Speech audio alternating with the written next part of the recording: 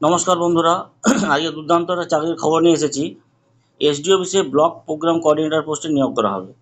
তো যারা block programme coordinator পোস্টে যোগদান করতে চান তাদের জন্য একটা দারুণ সুখবর। আজকে ভিডিওতে আমি বিস্তারিত আলোচনা করব।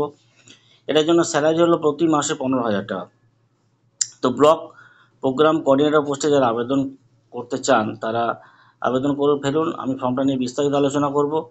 তো এটা বয়স হতে হবে সর্বোচ্চ 40 বছর, অর্থাৎ 18 থেকে 40 বছরের মধ্যে যারা বয়স আছে, যাদের বয়স আছে তারা আবেদন করতে পারবেন, এবং যারা এসসি এসটি বা ওবিসি আছেন তারা নির্দিষ্ট নিয়ম অনুযায়ী ছাড় পাবেন। তো এটার জন্য স্যালারি আছে প্রতি মাসে 15,000 টাকা। যারা ব্লক প্রোগ্রাম কোঅর্ডিনেটর পোস্টে যোগদান করতে চান তারা আবেদন করতে পারবেন, এবং এটা জন্য শুধুমাত্র যে কোনো শাখার গ্র্যাজুয়েট যদি হন তাহলে আবেদন করতে পারবেন। এছাড়া যদি কম্পিউটারের দক্ষতা থাকতে হবে এবং এমএস অফিস এবং ইন্টারনেট বিষয়ে জ্ঞান থাকতে হবে। তো নোটিশটা আমরা ফলো করছি। তো আগামী 16ই আগস্ট 2024 তারিখের মধ্যে আপনাদেরকে আবেদন করতে হবে।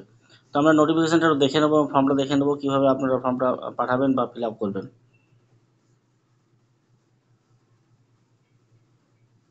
এই যে নোটিফিকেশানটা বের হয়েছে, এখানে যেটা বলা আছে,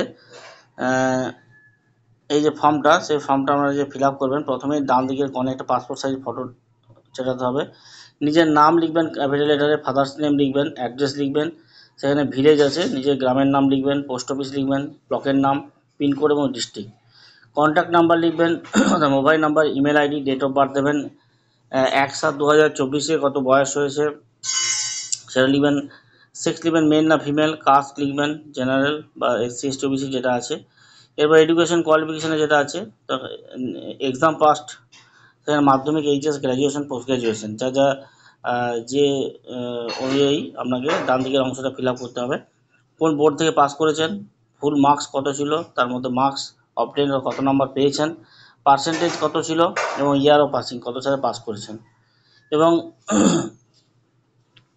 মাস্টার ডিগ্রি কোন সাবজেক্ট নিয়ে পাস করেছেন। এখানে মূলত এমএসডব্লিউ, রুরাল ডেভেলপমেন্ট বা আদার্স যদি কোনো সাবজেক্ট মাস্টার ডিগ্রি করে থাকেন তাহলে কিন্তু অগ্রাধিকার পেতে পারেন। ওয়ার্কিং এক্সপিরিয়েন্স যদি কোনো গভর্নমেন্ট সেক্টর হয় বা প্রাইভেট সেক্টর হয় যেটা হবে সেটাতে টিক দেবেন। রিলিভেন্ট কত ইয়ার্সের এক্সপিরিয়েন্স আছে সেটা লিখবেন, এবং আধার কার্ড, ভোটার কার্ড, পাসপোর্ট যদি কারো থাকে বা রেশন কার্ড, এই সমস্ত জেরক্স দেবেন, এসসি এসটি ওবিসি জেরক্স দেবেন, এবং সমস্ত ডকুমেন্ট সেলফ অ্যাটেস্টেড করে এক্সপিরিয়েন্স সার্টিফিকেট, কম্পিউটার সার্টিফিকেট সহ এই অ্যাপ্লিকেশানটা কিন্তু আপনাকে জমা করতে হবে আপনার জেলার যে এসডি অফিস আছে সেই এসডি অফিসে জমা করতে হবে। ব্লক প্রোগ্রাম কোঅর্ডিনেটর পোস্টে, এটা আসার যে ব্লক প্রোগ্রাম কোঅর্ডিনেটর সেই পোস্টে নিয়োগ করা হবে। তো আপাতত আমি যে বিজ্ঞপ্তিটা নিয়ে আলোচনা করছি সেটা বীরভূম জেলার একটি এসডি অফিসে নিয়ে আলোচনা করছি, বোলপুর এসডি অফিস। ঠিক একই রকমভাবে আপনারা নিজ নিজ জেলার এসডি অফিসে গিয়ে খোঁজ নিন এবং সেখান থেকে ফর্মটা কালেক্ট করে এসডি অফিসে ফর্মটা জমা করুন। তো এই ধরনের খবর পাওয়ার জন্য প্রত্যেকে ধন্যবাদ। প্রত্যেকেই চ্যানেলটা সাবস্ক্রাইব এবং শেয়ার করবেন।